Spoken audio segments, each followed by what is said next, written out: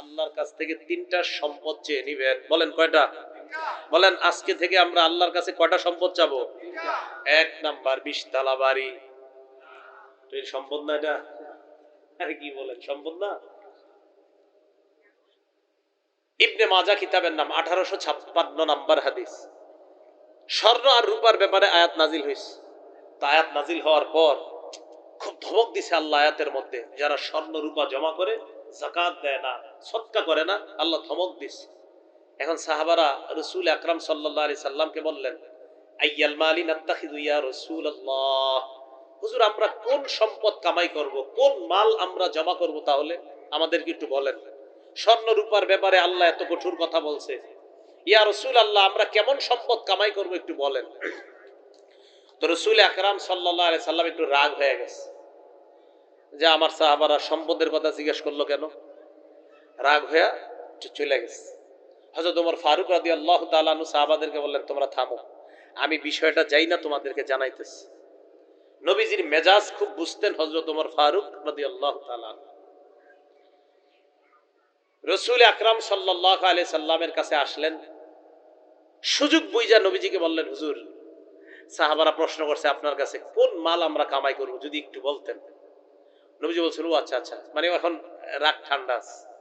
আল্লাহ নবী বললেন, লিয়াত্তাখিজ আহাদুকুম কলবান শাকিরা, এক নাম্বার তোমাদের সবাই যেন কামাই করো কলবান শাকিরা, এমন একটা কলব যে কলবটা বেশি বেশি আল্লাহর শুকরিয়া আদায় করতে পারে। এক গ্লাস পানি পান করলাম, আলহামদুলিল্লাহ। এক লোকমা ভাত আমি খাইলাম, আল্লাহুম্মা লাকাল হামদু ওয়া লাকাশ শুকরু। এক ঢোক পানি আমি পান করলাম, আল্লাহুম্মা লাকাল হামদু ওয়া লাকাশ শুকরু। এমন একটা কলব যে কলব বেশি বেশি আল্লাহর শুকরিয়া আদায় করতে পারে। হাদিস দ্বারা বোঝা যায়, মুখ দিয়া যদিও বলি আলহামদুলিল্লাহ, শুকরিয়াটা আসতে হবে কলব থেকে। যদিও জবান দিয়ে বলি আমরা, বলেন আসতে হবে কোথা থেকে? মানে আল্লাহ আপনি যে আমারে পান করাইলেন, আপনি যে খাওয়াইলেন, আমি খুশি আল্লাহ, আলহামদুলিল্লাহ।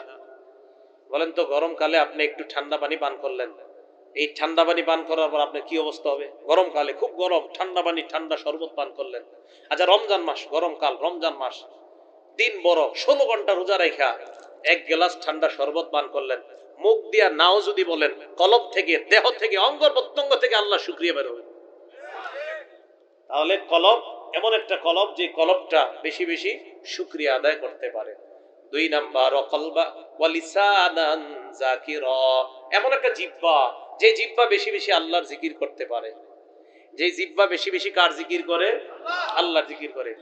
তিরমিজি শরীফের 3376 নাম্বার হাদিসের বর্ণনা, সুইলা রাসূলুল্লাহ সাল্লাল্লাহু আলাইহি ওয়াসাল্লাম আইয়ুল ইবাদি আফযালু দারাজাতান ইনদাল্লাহি ইয়াউমাল কিয়ামা, নবীজিকে প্রশ্ন করা হয়েছে, ইয়া রাসূলুল্লাহ কিয়ামতের ময়দানে আল্লাহর কাছে সবচাইতে মর্যাদাবান বান্দা বান্দি কারা আপনার কাছে জানতে চাই।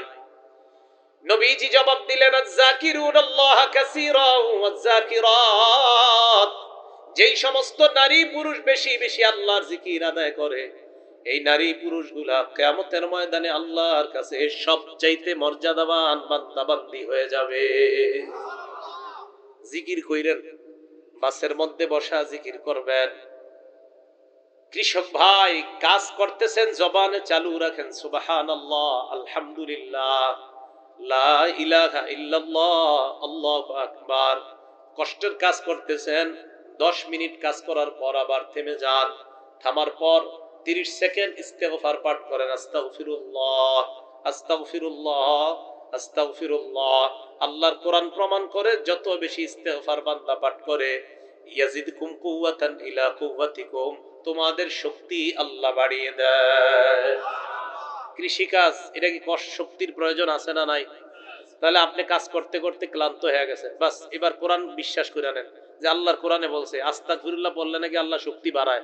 বাস আমি আল্লাহ 10 বার আস্তাগফিরুল্লাহ বললাম, মাবুদ এই 10 বার এই নিয়তে বললাম, তুমি আমার শক্তি বাড়ায় দাও, যেন আবার এই পরের কাজগুলো আমি করতে পারি। কোরআনের ওয়াদা, অবশ্যই আল্লাহ আপনার শক্তি বাড়ায় দিবে। জবান জিকিরের মাধ্যমে তাজা রাখেন। মা বোনরা রান্না করতেছেন, রান্না করার সময় জবানটা চালু রাখেন। আবু হুরায়রা রাদিয়াল্লাহু তাআলা আন গাছ লাগায়, নবীজি আবু হুরায়রা রাদিয়াল্লাহু তাআলা আনহুর পাশ দিয়ে যাইতেছেন, আল্লাহ নবী বললেন, মাল্লাযী তাগরিসু ইয়া আবা হুরায়রা, আবু হুরায়রা তুমি কি লাগাও, কি গাছের চারা তুমি রোপণ করো আবু হুরায়রা?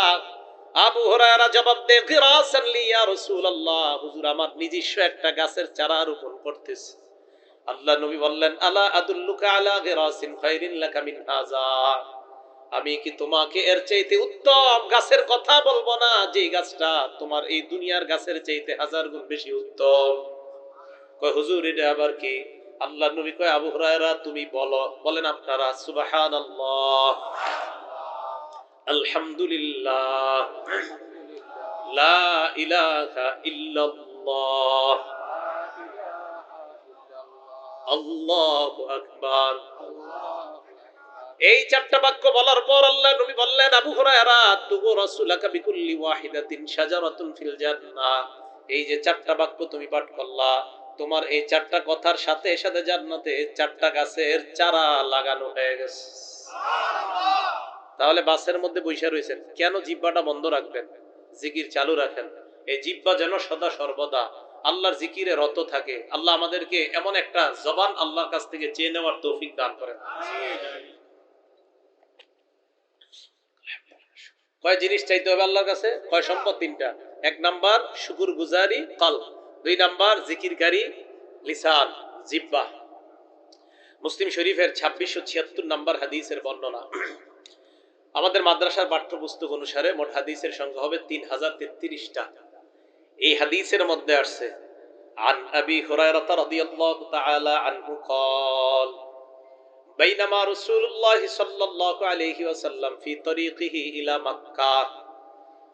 আবু হুরায়রা রাদিয়াল্লাহু তাআলা আনহুর বর্ণনা, আল্লাহর নবী মক্কার পথ ধরে মক্কার দিকে চলতে লাগলেন, মক্কার দিকে রওনা করলেন। ফামাররা আলা জাবালিন ইউকালু লাহু জুমদান, একটা পাহাড়ের পাশ দিয়ে আল্লাহর নবী অতিক্রম করলেন, এই পাহাড়টার নাম হলো জুমদান। নবীজি বললেন, হাদা জুমদান, এটা হলো জুমদান নামক পাহাড়। এরপর আল্লাহ নবী বললেন, সাবাকাল মুফাররিদুনা, সাবাকাল মুফাররিদুন, মুফাররিদুন যারা তারা অগ্রগামী হয়ে গিয়েছে, মুফাররিদুনরা অগ্রগামী হয়ে গিয়েছে। বলেন আমার সাথে মুফাররিদুন, সবাই বলেন তো। নবীজি বলেন মুফাররিদুনরা অগ্রগামী হয়ে গিয়েছে। মুফাররিদুন কারা? হ্যাঁ, আলেম ছাড়া অন্য যারা আছেন সামনে বসান। দুই একজন কইছে না, মানে বাকিরা চিনেন। আপনারা নীরব মানি তো জানেন, মানে জানেন মুফাররিদুন কারা? তো একটু জোরে বলেন মুফাররিদুন কারা জানেন? এই যে চীনা বা হা না বলার রসুমটা চালু হওয়া দরকার। কারণ আমরা মাহফিল গুলারে কি বানাই নিছি জানেন? হুজুর আপনি লম্বা একটা ঘটনা করবেন, আমি চুপচাপ কাঁথা মুড়ি দিয়ে শুনবো, এটা সত্যি মিথ্যা যাই হোক কোনো ব্যাপার না, আপনি খালি কইতেই থাকবেন। বুঝেন নাই? এই যুগ শেষ, এই যুগের কথা ভুলা যান। মুফাররিদুন কারা আপনারা জানেন না? আরে সাহাবারাও তো জানে না, তা আপনারা কেমনে জানবেন? সাহাবারা প্রশ্ন করলেন, মাল মুফাররিদুন ইয়া রাসূলুল্লাহ, মুফাররিদুন আবার কি জিনিস? আমরা বুঝি নাই, মুফাররিদুন আমাদেরকে বুঝায় দেন। তাহলে আপনাদের কাছে এবার জানতে চাই, আপনারা মুফাররিদুন বুঝছেন নি? তো এটা কইতে সমস্যা কি? সাহাবারাও বুঝে নাই, আরে আমি পড়ার আগে আমিও তো বুঝি নাই। সাহাবারা প্রশ্ন করলেন, মুফাররিদুন আবার কি জিনিস? আল্লাহ নবী জবাব দিলেন, আয-যাকিরুনাল্লাহা কাসীরান ওয়াজ-যাকিরাত, যে নারী পুরুষ বেশি বেশি আল্লাহর জিকির করে তারাই হলো মুফাররিদুন। কিয়ামতের ময়দানে তারা আগে আগে আল্লাহর জান্নাতের মেহমান হয়ে যাবে। জিকিরকারী নারী পুরুষ তারা মুফাররিদুন। এবার আমার সাথে বলেন মুফরিদুন। আগেরটা কি শিখলাম? আগামী দিন চা স্টলের সামনে বৈশা এই পেচাল টাচাল না পাইরা একজন আরেকজন দিন শিখাইবেন। বলেন আগেরটা কি শিখলাম? মুফাররিদুন। এখন আরেকটা শিখতেছি মুফরিদুন। মুফরিদুন কারে বলে জানেননি? হালকা পাতলা মানুষ যারা। কারা কারা হালকা পাতলা আছে এই জায়গায়? গোস্ত কম শরীরে কারা দেখি একটু।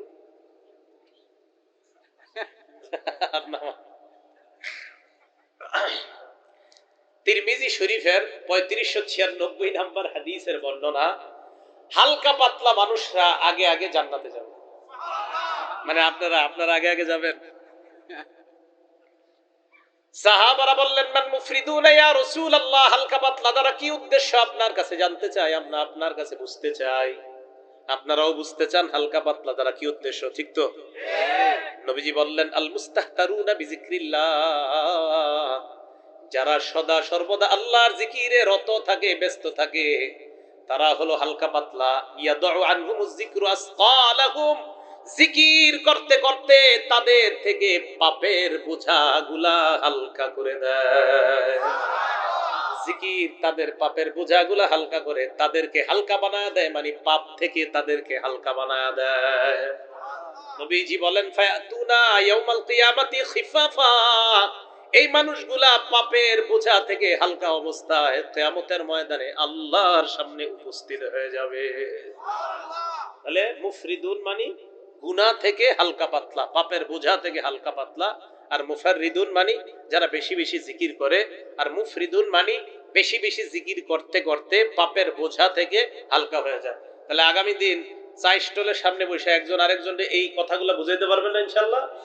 আল্লাহ তৌফিক দান করেন, আপনাদের সময়গুলা যেন ভালো কাজে কাটাইতে পারেন, আল্লাহ তৌফিক দান করেন। তাহলে জিকির করবেন এইভাবে, জিকিরের মাধ্যমে ওই যে অন্তর, এটাকে প্রশান্ত রাখবেন। তাহলে কয় জিনিস জানি আমরা কামাই করবো সম্পদ? তিনটা। এক নাম্বার এমন একটা কলব, যেই কলবটা আল্লাহ শুকরিয়া আদায় করে। দুই নাম্বার এমন একটা জিহ্বা, যেই জিহ্বাটা বেশি বেশি আল্লাহর জিকির করে। আবু দাউদ শরীফের 3667 নম্বর হাদিসের বর্ণনা, 3667, 3667। এই হাদিসের মধ্যে আসছে আল্লাহ নবী বলেন লা আন আকুদা মা কওমিন ইয়াযকুরুনাল্লাহ মিন সালাতিল গাদাতি ইলা আন তাতলুআ আশ-শামস আহাব্বু ইলাইয়া মিন আন উতিকা আরবাআতাম মিন বুলদি ইসমাঈল। নবীজি বলেন ফজরের নামাজের পর থেকে সূর্য ওঠার আগ পর্যন্ত জিকিরকারী মজলিসের সাথে বসে থাকাটা ইসমাইল বংশের 4টা গোলাম আজাদ করার চাইতেও আমার কাছে বেশি প্রিয়। ওয়ালা আন আকুদা মা কওমিন ইয়াযকুরুনাল্লাহ মিন সালাতিল আসর ইলা আন তাগরুবা আশ-শামস আহাব্বু ইলাইয়া মিন আন উতিকা আরবাআ। আসরের নামাজের পর থেকে মাগরিব পর্যন্ত জিকিরকারী মজলিসের সাথে বসে থাকা ইসমাইলি বংশের 4টা গোলাম আজাদ করার চাইতে আমি নবীর কাছে বেশি প্রিয় হয়ে যায়। তাহলে 3টা সম্পদের মধ্যে 2 নাম্বারটা হলো জিকিরকারী জিহ্বা। এমন একটা জিহ্বা, যে জিহ্বা বেশি বেশি আল্লাহর নাম স্মরণ করতে পারে, আল্লাহর জিকির আদায় করতে পারে। এই জন্য জিকির আদায় যারা যত বেশি করবেন, এলাকার মধ্যে মনে রাখবেন, যত বেশি জিকির করবেন তত বেশি আপনার অন্তর প্রশান্ত হবে। আর যদি অন্তরটা প্রশান্ত বানাইতে পারেন, মরণের সময় যদি আপনার অন্তর জিকির দ্বারা প্রশান্ত হয়ে যায়, মরণের সময় ফেরেশতারা আপনাকে স্বাগত জানাইতে জানাইতে জান্নাতের দিকে নিয়ে যাবে। সূরা ফজরের 27 নম্বর আয়াত থেকে 30 নম্বর আয়াত আল্লাহ বলেন ইয়া আইয়াতুহান নাফসুল মুতমাইন্না, হে প্রশান্ত হৃদয়ের অধিকারী বান্দা, ইরজিই ইলা রাব্বিকি রাদিয়াতাম মারদিয়া, তুমি তোমার রবের দিকে রওনা করো, প্রত্যাবর্তন করো। যেই রব তোমার প্রতি সন্তুষ্ট, তুমিও রবের প্রতি সন্তুষ্ট, এই রবের দিকে তুমি প্রত্যাবর্তন করো। সাঈদ ইবনে জুবাইর রাদিয়াল্লাহু তাআলা আনহুর বর্ণনা, করাতু ইনদান নবী সাল্লাল্লাহু আলাইহি ওয়াসাল্লাম, আল্লাহ নবীর সামনে আমি সূরা ফজরের এই শেষ আয়াতগুলা তেলাওয়াত করলাম। আয়াতগুলা পড়ার পর আবু বকর সিদ্দিক আল্লাহ নবীর পাশে বসা। আবু বকর সিদ্দিক বললেন ইন্না হাযা হাসান, তুমি যে আয়াতগুলা পড়লা, আয়াতগুলা তো বড় চমৎকার। আল্লাহ নবী আবু বকরের দিকে তাকায় বলে, আবু বকর, আমার আশা ইন্নাল মালাকা সায়াকুলু লাকা ইনদাল মাউত, আমার আশা এই আয়াতগুলা তোমার মরণের সময় ফেরেশতারা বলতে বলতে তোমাকে কবরের দিকে নিয়ে যাবে তথা আল্লাহর জান্নাতের দিকে নিয়ে যাবে। আমার আশা আবু বকর, ফেরেশতা তোমাকে মরণের সময় এই কথাগুলা বলতে বলতেই তোমাকে দুনিয়া থেকে নিয়ে যাবে। তাহলে জিকির খুব বেশি করা। তাই রাসূল আকরাম সাল্লাল্লাহু আলাইহি সাল্লাম বললেন 3টা সম্পদ কামাই করো। 1 নাম্বার এমন একটা কলব, যেই কলব আল্লাহ শুকরিয়া আদায় করে। 2 নাম্বার লিসানান যাকিরা, এমন একটা জিহ্বা, যেই জিহ্বা বেশি বেশি আল্লাহর জিকির করে। 3 নাম্বার ওয়ামরাআতান তুইনু আহাদাকুম আলা তাআতিল্লাহ, এমন একটা বিবি আল্লাহর কাছে চেয়ে নাও, যেই বিবি তোমাকে আল্লাহর ইবাদতে সহযোগী হয়ে যায়। এমন একটা বিবি আল্লাহর কাছে চাও যেই বিবি তোমাকে ইবাদতের ক্ষেত্রে তোমাকে সাহায্য করে, সহযোগিতা করে। বলেন তো আমাদের জীবনে শ্রেষ্ঠ সম্পদ কয়টা? তিনটা। কয়টা সম্পদ? তিনটা। এক নাম্বার এমন একটা কলব, যে কলব বেশি বেশি আল্লাহর শুকরিয়া আদায় করে। দুই নাম্বার এমন একটা জবান, যে জবান বেশি বেশি আল্লাহর জিকির করে। তিন নাম্বার আল্লাহর কাছে এমন একজন বিবি চেয়ে নেওয়া, যেই বিবিটা আপনাকে আল্লাহর ইবাদতের ক্ষেত্রে সহযোগিতা করে। এই জন্য হাদিসের মধ্যে আসছে, ক্বালা রাসূলুল্লাহ সাল্লাল্লাহু আলাইহি ওয়াসাল্লাম, আল্লাহ নবী বলেন, আদ-দুনিয়া মাতা ওয়া খায়রু মাতা'id দুনিয়া আল মারআতুস সালিহা। এই দুনিয়াটা হলো ভোগের জায়গা। দুনিয়ার মধ্যে সবচাইতে শ্রেষ্ঠ সম্পদ হলো কারো জীবনে যদি একজন নেককার নারী হয়ে যায়। আপনি যদি একজন নেককার নারী পান আপনার বিবি হিসাবে, রাসূল আকরাম সাল্লাল্লাহু আলাইহি সাল্লাম বলেন, তুমি দুনিয়ার শ্রেষ্ঠ সম্পদের মালিক হয়ে গেলা। তাহলে একজন নেককার নারী পাওয়া মানে আপনি পৃথিবীর সবচেয়ে শ্রেষ্ঠ সম্পদের মালিক হয়ে যাওয়া। এই জন্য আল্লাহর কাছে এই তিনটা সম্পদ চাওয়া। তিন নাম্বারটা হলো নেককার নারী। এক হাদিসের মধ্যে আসছে, আমাদের সৌভাগ্যের লক্ষণ চারটা। বলেন কয়টা? আপনার জীবনে যদি এই চারটা বিষয় থাকে, বুঝবেন আপনি সৌভাগ্যবান। ক্বালা রাসূলুল্লাহ সাল্লাল্লাহু আলাইহি ওয়াসাল্লাম, আরবাউম মিনাস সাআদা, চারটা জিনিস হলো সৌভাগ্যের চাবিকাঠি। এক নাম্বার আল মারআতুস সালিহা, নেককার নারী। বলেন এক নাম্বার, আপনার বিবি যদি নেককার নারী হয়, নেককার নারী। দুই নাম্বার আল মাসকানুল ওয়াসি, প্রশস্ত বাড়ি। কি বাড়ি? এক নাম্বার নেককার নারী, দুই নাম্বার বড় বাড়ি। যদি আল্লাহ আপনাদের টাকা পয়সা দেয় আর কি, হারাম পথে না, আবার হালাল পথে। তিন নাম্বার ওয়াল মারকাবুল হানি, যানবাহনের একটা গাড়ি, চলাচলের একটা গাড়ি, চলাচলের জন্য একটা গাড়ি, হালাল টাকা। চার নাম্বার ওয়াল জারুস সালিহ, নেককার একজন প্রতিবেশী। যেই নেককার প্রতিবেশী আপনাকে নামাজে ডাক দিয়ে নিয়ে যাবে, এমন একজন নেককার প্রতিবেশী। তাহলে এক নাম্বার নেককার নারী, দুই নাম্বার প্রশস্ত বাড়ি, তিন নাম্বার চলাচলের জন্য সুন্দর একটা গাড়ি, তিন নাম্বার একজন নেককার প্রতিবেশী। এই চারটা যদি কারো জীবনে অর্জন হয়ে যায়, সৌভাগ্যের এই চারটা লক্ষণ আপনি পেয়ে গেলেন। ওয়ারবাউম মিনাশ শাকাওয়া, আপনার পুরা কপালের লক্ষণও চারটা। এক নাম্বার আল মারআতুস সু, খারাপ একজন বিবি যদি আপনার হয়, ফজরের পর থেকে ঝগড়া শুরু, ঘুমের আগে গিয়া শেষ হয়।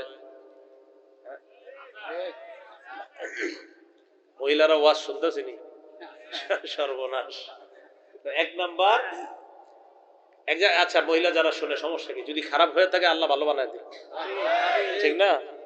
যদি এক নাম্বার খারাপ একটা বিবি, দুই নাম্বার ওয়াল মারকাবুদ দাইয়িকু, সংকীর্ণ বাড়ি। সংকীর্ণ বাড়ি, ছোট বাড়িতে যাই, ছোট বাড়ি, এটা আপনার টাকা পয়সা যার কম, সমস্যা নেই, কিন্তু নেককার নারীটা জরুরি। তো যাই হোক, হতভাগার চারটা লক্ষণ: এক নাম্বার খারাপ বিবি, দুই নাম্বার সংকীর্ণ বাড়ি, তিন নাম্বার অল মারকাবুদ দাইয়িকু, আপনার চলাচল ব্যবস্থা ভালো না। এই জায়গায় গাড়ি গাড়ি না থাকা মানে চলাচল ব্যবস্থাটাই ভালো না। তিন নাম্বার বুঝবেন জীবনে যে কত কষ্ট। হ্যাঁ, যারা এই যে নদী পার হয়ে এক পার থেকে আরেক পারে যায়, জিজ্ঞাসা করবেন কতটা কষ্ট লাগে ওনাদের, কত দোয়া করে আল্লাহর কাছে একটা ব্রিজের জন্য। চার নাম্বার রাসূল আকরাম সাল্লাল্লাহু আলাইহি সাল্লাম বলেন, ওয়াল জারুস সু, খারাপ একজন প্রতিবেশী। ফজরের পর উঠে বলে, কি ব্যাপার, আমার গাছের বরুইটা তোমার ছেলে খাইলো কেন, শুরু হয়ে যায়। বাস, এই হলো খারাপ প্রতিবেশী যদি হয়, তো বুঝবেন আপনার কপাল খারাপ হওয়ার এই চার লক্ষণ হয়ে গেছে। এর মধ্যে ভালো লক্ষণ কয়টা? চারটা। এর মধ্যে এক নাম নেককার নারী। আল্লাহ সবার বিবি যারা আছে তাদেরকে আল্লাহ নেককার বানায়া দেন, বিবিদেরকে আল্লাহ নেককার বানায়া দেন। তো যাই হোক, বলতেছিলাম কলবান শাকির, তিন সম্পদের শ্রেষ্ঠ তিনটা সম্পদের এক নাম্বার সম্পদের নাম কলবান শাকির, এমন একটা কলব যে কলব বেশি বেশি আল্লাহর শুকরিয়া আদায় করতে পারে। মুসলিম শরীফের 2564 নাম্বার হাদিসের বর্ণনা, ক্বালা রাসূলুল্লাহ সাল্লাল্লাহু আলাইহি ওয়াসাল্লাম, আল্লাহ নবী বলেন, ইন্নাল্লাহা লা ইয়ানজুরু ইলা সুওয়ারিকুম, আরেক বর্ণনা, ইন্নাল্লাহা লা ইয়ানজুরু ইলা আজসাদিকুম ওয়ালা ইলা সুওয়ারিকুম, আল্লাহ তোমাদের দেহের দিকে তাকান না, তোমাদের বাহ্যিক আকৃতির দিকে তাকান না, ওয়ালাকি ইয়ানজুরু ইলা কুলুবিকুম, আল্লাহ তোমাদের কলবের দিকে তাকায়, তোমাদের অন্তরের দিকে তাকায়। মিশকাত শরীফের ব্যাখ্যা গ্রন্থের নাম মিরকাত। এই মিরকাত কিতাবের মধ্যে মোল্লা আলী কারি রহমাতুল্লাহি আলাইহি লেখেন, আল কলবু মালিকুন মুতাহ, কলব হলো এমন এক বাদশা, যে বাদশার আনুগত্য করা হয়। কলব এমন একটা বাদশা, যে বাদশার আনুগত্য করা হয়। ওয়া রাইসুল মুত্তাবা, এমন এক নেতা, যে নেতার অনুসরণ করা হয়। কলব এমন এক বাদশা, যে বাদশার অনুসরণ করা হয়, আনুগত্য করা হয়। ওয়াল আযাউ কুল্লুহা লাহু তাবউন, শরীরের অঙ্গ প্রত্যঙ্গ সবগুলা হলো এই কলবের অনুসারী। এবার দেখেন কি বলে মেশকাত শরীফের ব্যাখ্যা গ্রন্থ মেরকাতের মধ্যে বলে, ইন সলাহা অথবা ইদা সলাহাল মাতবু', অনুসৃত অর্থাৎ যার অনুসরণ করা হয়, এই কলব যদি ঠিক হয়ে যায়, সলাহাত তাবউলাহু, অঙ্গ প্রত্যঙ্গগুলো এমনি ঠিক হয়ে যাবে। ওয়া ইদা ইসতাকামাল মালিকু, বাদশা যদি ঠিক হয়ে যায়, ইস্তাকামাতির রাইয়া, প্রজাগুলা এমনি ঠিক হয়ে যাবে। বাদশা কি? কলব। অঙ্গ প্রত্যঙ্গ হলো প্রজা, এই হাত প্রজা, এই পা প্রজা, চোখ প্রজা, এই সবগুলার বাদশা হলো কলব। কলব যদি ঠিক হয়ে যায়, পুরা দেহের সমস্ত অঙ্গ প্রত্যঙ্গ গুলা ঠিক হয়ে যাবে। কলব যদি ঠিক হয়ে না যায়, যদি নষ্ট হয়ে যায়, পুরা শরীরটাই নষ্ট হয়ে যাবে। তাহলে আগের কথায় আসেন, বলেন তো হেদায়েতের জায়গা, হিংসার জায়গা, তাওহীদের জায়গা, কুফরির জায়গা, ঈমানের জায়গা। তাহলে ঈমানের জায়গা হাসাদের জায়গা, রিয়ার জায়গা, ধোঁকা দেওয়ার জায়গা, মানে ভালো যা করবেন এটার জায়গা কলব, হেদায়েতের জায়গা কলব, ঈমানের জায়গা কলব, কোরআনের জায়গা কলব, হিংসার জায়গা কলব। তাই রাসূল আকরাম সাল্লাল্লাহু আলাইহি সাল্লাম বললেন, শোনো, দেহের মধ্যে এমন একটা টুকরা আছে, এই টুকরা যদি ঠিক হয়ে যায়, পুরা দেহটা ঠিক হয়ে যাবে। এই টুকরা যদি নষ্ট হয়ে যায়, পুরা দেহটা নষ্ট হয়ে যাবে। এই টুকরাটার নাম হলো কলব। আল্লাহ আমাদের সকল নারী পুরুষ সবাইকে এই কলব নামক টুকরাকে যেন আমরা পরিশুদ্ধ করে সুস্থ দেহে সুন্দর একটা দেহ তথা একটা পরিশুদ্ধ দেহ নিয়ে, মানে দেহ ঠিক হবে যদি কলব ঠিক হয়, এমন একটা কলব নিয়ে যেন আল্লাহর কাছে যাইতে পারি, যে কলবকে কোরআনের ভাষায় কলবে সালিম বলা হয়েছে। আল্লাহ পাক রব্বুল আলামিন বলেন, সেদিন তোমার সম্পদ, তোমার সন্তান কোনো কাজে আসবে না, ইল্লা মান আতাল্লাহা বিকলবিন সালিম, যদি সুস্থ একটা অন্তর নিয়ে আসতে পারো, এই অন্তরওয়ালা মানুষটাই কাজে আসবে, এই ব্যক্তিটাই জান্নাতের মেহমান হয়ে যাবে।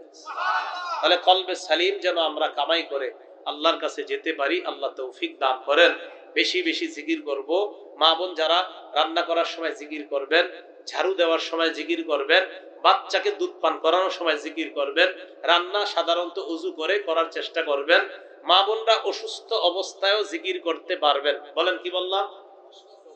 হ্যাঁ, অসুস্থ আল্লাহর পক্ষ থেকে মাসে তারা একটা অসুস্থ হয়, তো মা বোনরা যে মাসে যে অসুস্থ হয় আল্লাহর পক্ষ থেকে যেটা, এই অসুস্থতার সময়ও কি করতে পারবে? নামাজ পড়তে পারবে না, কিন্তু কি করতে পারবে? জিকির করতে পারবে। এই কথাগুলো মনে রাখবো। বরং উচিত প্রত্যেক নামাজের সময় মা বোনরা নামাজ যেই জায়গায় পড়ে ওই জায়গাটায় বসে বসে কিছু সময় আল্লাহর জিকির করা। আল্লাহ আমাদের সকলকে যে কথাগুলা বললাম শুনলাম সকলকে যেন আমল করতে পারে আল্লাহ তৌফিক দান করেন। বিশেষ করে যে যুব সমাজ যারা আয়োজন করেছেন, এই যুবক ভাইদের প্রত্যেকেই যেন এলাকা উন্নতির কাজে তারা কাজে আসতে পারে, আল্লাহ তৌফিক দান করেন।